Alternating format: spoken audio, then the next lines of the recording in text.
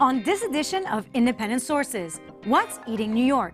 Exploring the city's diverse ethnic communities through food.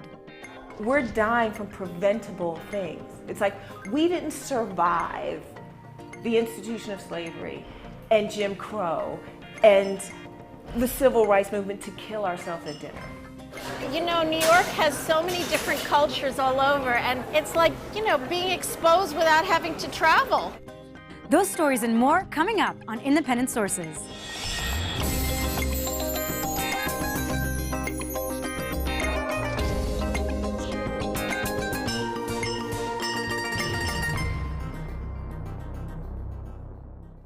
Welcome to our special food edition of Independent Sources. I'm Sarah Pizon. We've talked a lot about food on this show, whether it's been about food access in poor neighborhoods or when we've tried to highlight the variety of ethnic delicacies the city has to offer. This week, we're going to take a look at some of the problems we talked about and the people we profiled. We'll begin with Abby Ashola's piece on the growing ranks of Black women who are starting exercise and diet programs to battle the bulge. So then we've got the garlic popping, right? And I just put the greens right in. Michaela Angela Davis has made eating fresh and healthy food a part of her daily life. This will last my dope daughter and I halfway through the week. The 48-year-old also maintains a consistent exercise regimen. 2, eyes forward. But she's not doing it alone. Last December, the image activist teamed up with her friends and started a workout campaign called 30 for 30. Her goal was to get Black women moving. We launched this 30 for 30 and we encourage people to do 30 minutes of exercise or movement for 30 days. That's it. Even if you put on music and freestyle dance and you just move for 30 minutes, like feel who you are, feel your body again, and we got you and we're connected. Then she began a healthy eating mission called Fresh Friday. Fresh food, when you think about it, really is prettier. The challenge? Eat only fresh and non-processed foods on Fridays. Davis and other participants use social media to attract Black women around the country to the program. They share information on healthy meals and photos of their workouts using catchy hashtags like FitIsFly and FreshIsFly. That's 3, go. She was moved to action when she learned a few alarming statistics. According to the Centers for Disease Control, African American women have the highest obesity and diabetes rates compared to other groups in the U.S. In 2010, Black women were 70% more likely to be obese than non-Hispanic white women. We're dying from preventable things. It's like we didn't survive the institution of slavery and Jim Crow and the civil rights movement to kill ourselves at dinner. Beyond the nutritious menus and workout sessions, she also enlisted the support of Peak Performance Gym in Manhattan to hold a series of seminars called What's Eating Black Women. What she's found is that even among African American women from high income brackets, issues like depression and feelings of isolation at some neighborhood gyms play a major part in the health and fitness disparity.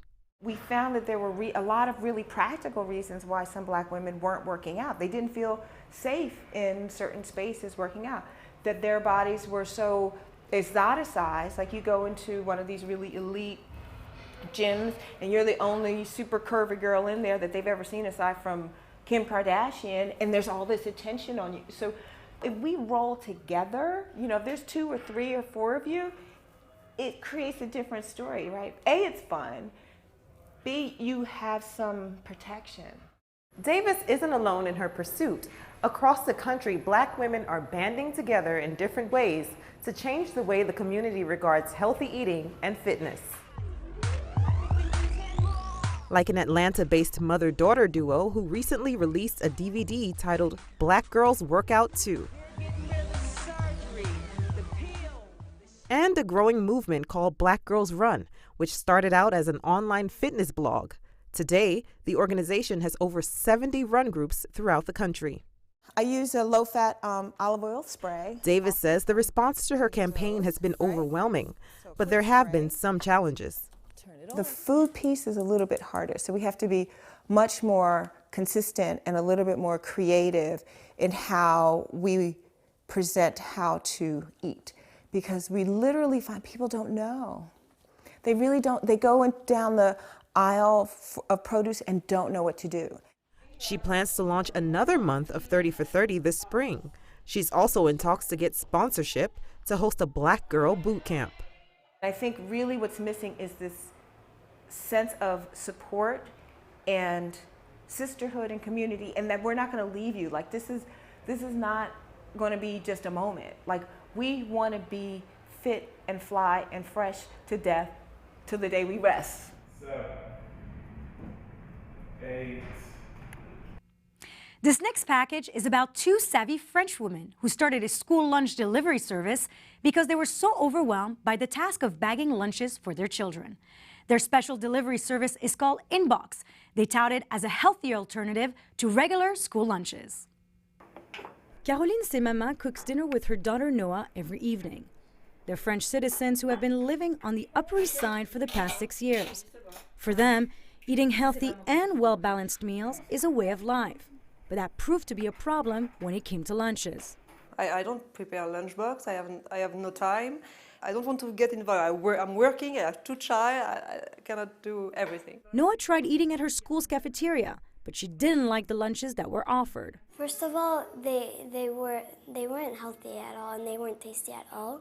Like the chicken, they had more grease than there was chicken. Since a few weeks, she said, "Oh, I don't eat anymore for the lunch because the food is too disgusting." So I decided to buy the lunchbox, the Inbox.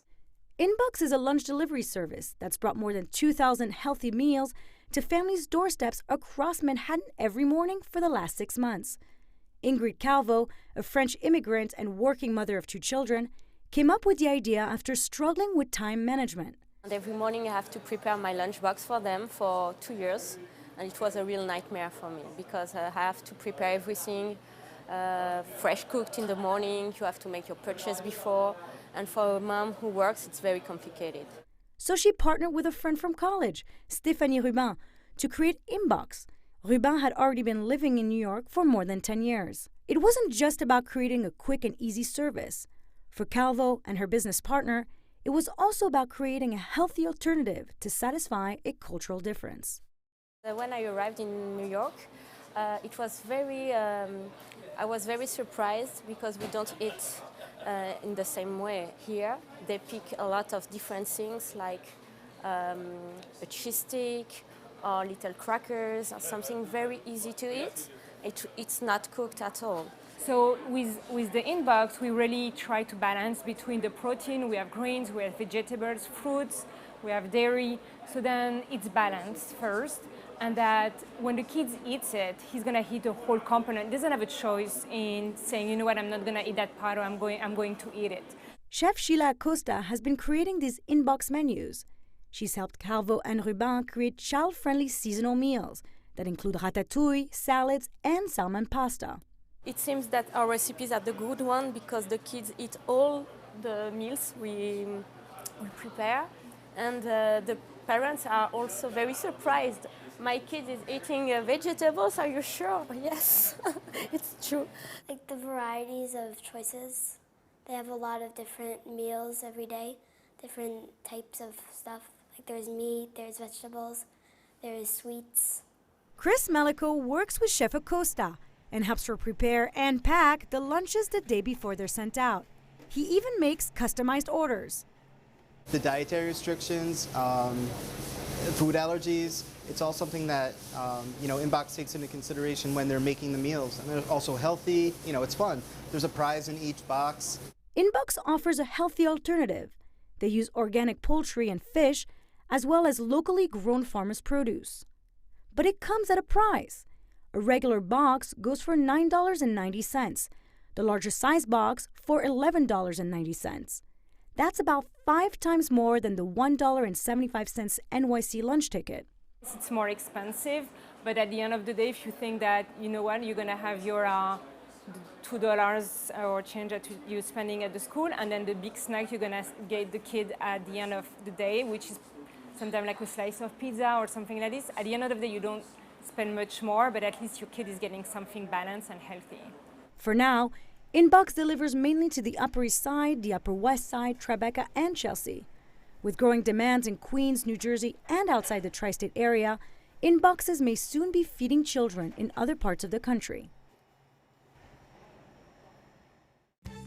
There's still more to come on our Independent Sources food special, so stay with us.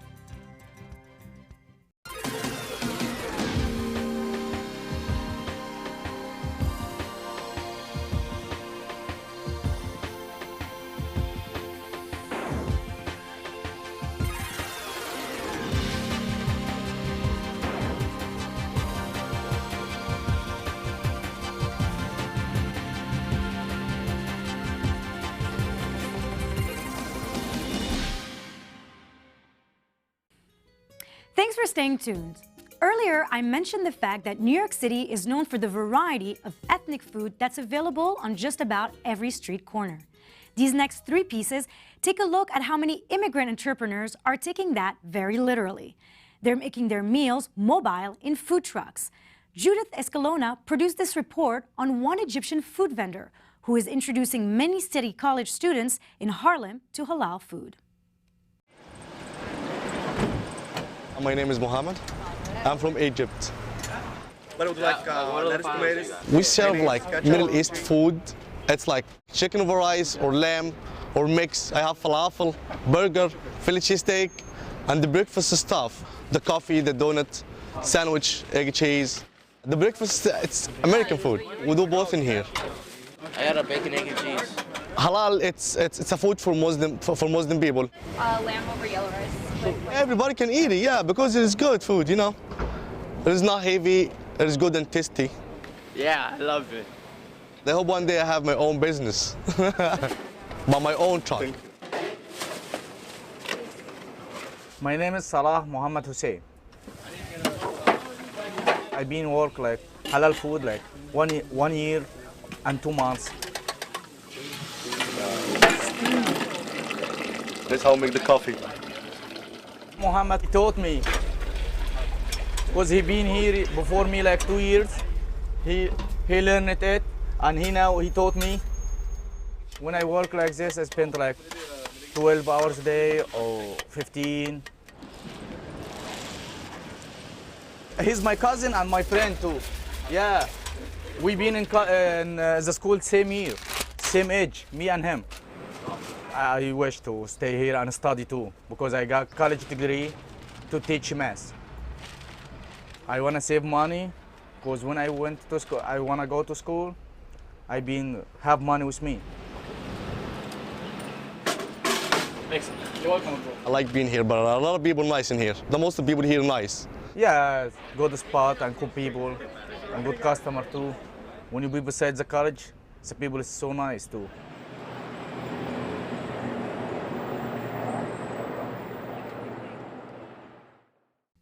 In this next piece produced by Dash Henley, we get a taste of Punjabi cuisine.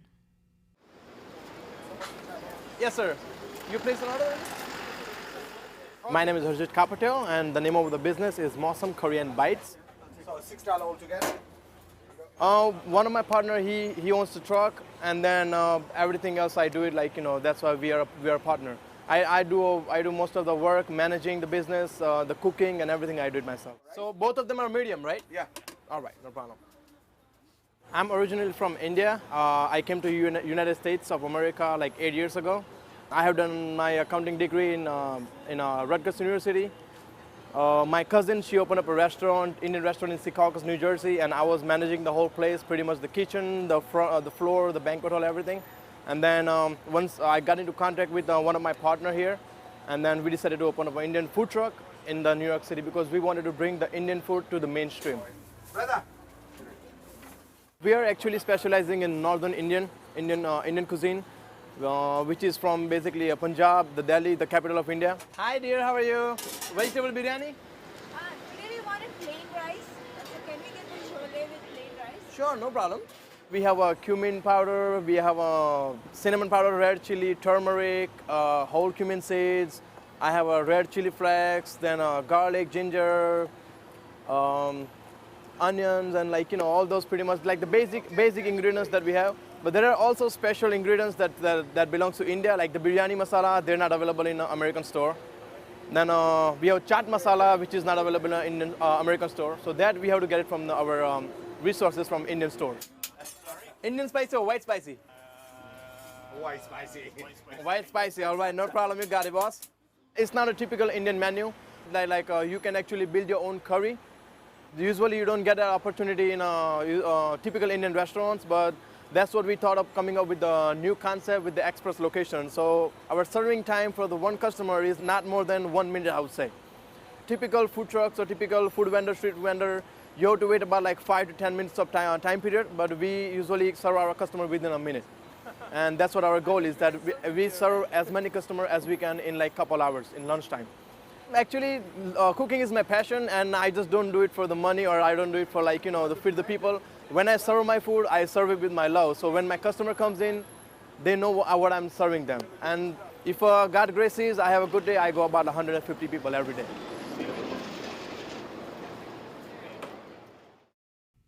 Caribbean cuisine is next on the menu in this profile of Ivan restaurant. Hi there, how are you? How you been? The name of the business is Ivan Restaurant, East 71st and York Avenue. I'm here for 20 years. I was born and raised in Jamaica. I live in this country over 40 years. I live in the neighborhood. Yes, I do. Let me get a little something to eat here. Yeah, what do you have in mind? The rice and peas with oxtail. 7, 8, or 10? No, this is sauce. Oh, just a side order rice. You have collard greens today? Yes. My background really is cosmetics. I worked for Estee Lauder for many years. But back then, my partner and I decided to open a restaurant. And, you know, we got married. Things went very well. We had a restaurant in Harlem. And I just branched out on my own. So half collard greens, half rice? No. Separate? Separate. Okay, honey. Not a problem. And that's it today? The truck is here Monday through Friday. Saturday and Sundays we're closed. Plantains, all right. Oxtail, rice, plantains. All your food, I'm gonna take a picture. So I have a restaurant in Harlem, yes? On weekends I'm at the restaurant. But I basically stay here, because this is my brainchild. I chose this location because I live in the neighborhood for a long time. And there's a lot of hospitals, there's no kind of ethnic food around. I'm the only one with this ethnic food. Can I get a chicken patty with cocoa bread? Yes, ma'am. I mean, I'm always busy all day long, you know. Like right now, it's a lunch hour. You saw the people here come and go. People come and go, people come and go. Spicy jerk chicken, ready. Nice and hot and spicy. We have 3 sizes, okay? The smallest one is not so hungry. If you're not so hungry, if you decide to step up, we have the little girl, and then we have the big, strong, healthy person size, if you're really hungry. Little girl. You're gonna get $7 worth of jerk pork, okay, honey? All right. And everybody stops by. From the hospital, from over there, the Sotheby's, all over. People come from different places, taxi drivers, people passing by. This is very unusual food for this kind of neighborhood. This is the Upper East Side, the silk stocking district. So everybody gets really surprised when they see a truck like this in this neighborhood. So this is what makes me stand out. And my food is excellent because prepared with love, lots of love. And I enjoy what I do for the last 20 years.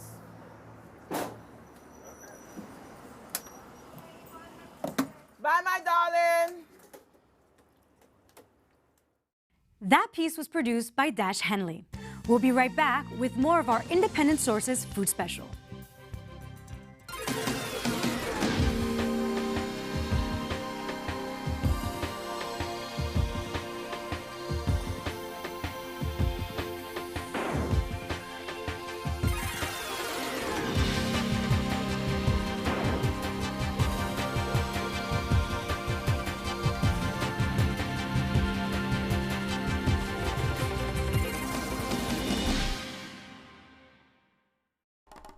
Finally from us, the story of a tour that's exploring New York's diversity through dining.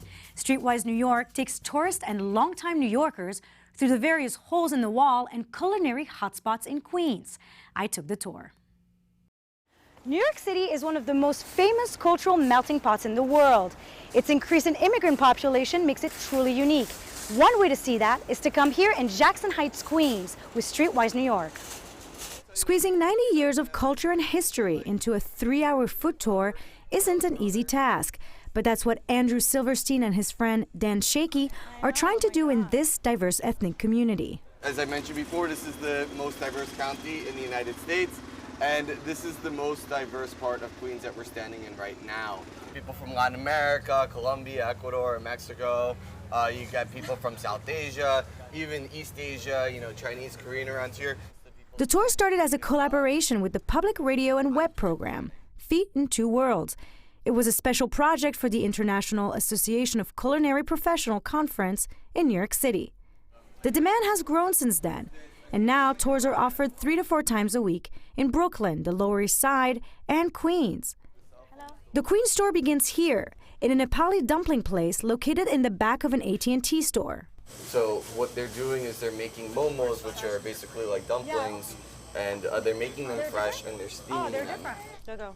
When Andrew Silverstein began the tour 2 years ago, there was only 1 or 2 places selling Nepali mumus. Today, there are more than 14. It means, you know, the level of business growth is really high, and it also means that, you know, a small family business, recent immigrants, they're able to start because, you know, instead of renting a full storefront, they're renting a third of one. Businesses here are flourishing, like this Colombian bakery selling pan de bono, a kind of bread mixed with cheese and served at breakfast. The original owner, he was making the bread out of his house, just selling it by word of mouth. It got really popular. He started working in the back of somebody else's shop, and eventually he opened up his own bakery. Not everyone has such a success story. It's been a rough going for this Mexican food cart owner who sells elote, a corn covered in cheese and mayonnaise. But these days it's really hard for a recent immigrant to get their permit. People buy on the black market permits up to $20,000 a year to have their carts. They have vending license, right? They don't have the permit for their cart. So they do this at the risk of being fined. The tour isn't just a culinary experience. It also teaches about the struggles this vibrant neighborhood faces, like overcrowding in apartments that can lead to fire hazards. The most dangerous thing around here is that a lot of families, a lot of buildings will convert the basement. If you're living in the basement, you only have one exit. And if there is a fire, if that one exit gets blocked, then you know, people are done for. And immigrant abuse. Given the immigration system in our country, a lot of people who come here, they're forced to come here undocumented, and you know, people get taken advantage of. Women are then forced into you know, prostitution. They're tricked to come here. They're victims of human trafficking. This tour is an eye-opener, even for native New Yorkers like Shamya Kata. I'm a native New Yorker. You know, I am born and bred, but I don't know a lot of these neighborhoods at all. You know, New York has so many different cultures all over, and it's like, you know, being exposed without having to travel. The tour participants surely didn't have to travel to Mexico to try this special taco mixto. They found this famous food cart under the elevated 7 train on Roosevelt Avenue. Here, it's not about chicken or beef. It's about pig's ears and cow's tongue. It's good. I'm not burning. I'm not on fire. There's a good taste. Does it taste like ears and tongue? Mm-hmm. It tasted like a combination of like a steak and a liver, but a little bit more of a like a harder texture. So how does Andrew Silverstein discover these hidden gems? Where do you get your secret? Where are the secrets? Yeah, I mean, a lot of it's being out there, talking to people. Sure, you know, there's a lot of places more so are being in the newspaper, on the web. But, you know, I don't bring people to a place until I've tried it myself, right? Yeah, very good. Thank you so much. Thank you. Sarah Pizon, Independent Sources. That's our show this week. Thanks for staying tuned. Till next time, be independent-minded.